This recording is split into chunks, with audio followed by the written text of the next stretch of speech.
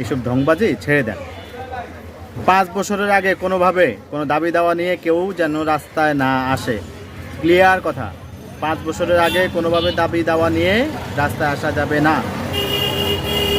আমাদের প্রধান উপদেষ্টা হতে শুরু করে আমাদের যে উপদেষ্টারা বসছে, ওনারা সবাই বাংলাদেশটাকে সেটিং করুক, বাংলাদেশটাকে আমাদের মতো করে গড়ে উঠুক। এরপরে আমরা আমাদের দাবি দাওয়া নিয়ে আমরা প্রধান উপদেষ্টার কাছে আমরা হয়তো লিখিত আকারে আমরা পেশ করব। কিন্তু আমাদের দেশ ঠিক না হওয়া পর্যন্ত আমরা কেউই কোনো ধরনের দাবি দাওয়া নিয়ে বিরক্ত করব না ওনাদেরকে।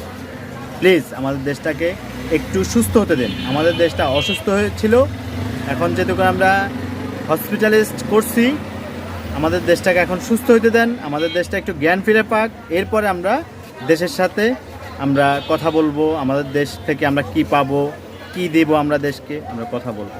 দেশটাকে আগে সুস্থ হতে দিন। ধন্যবাদ।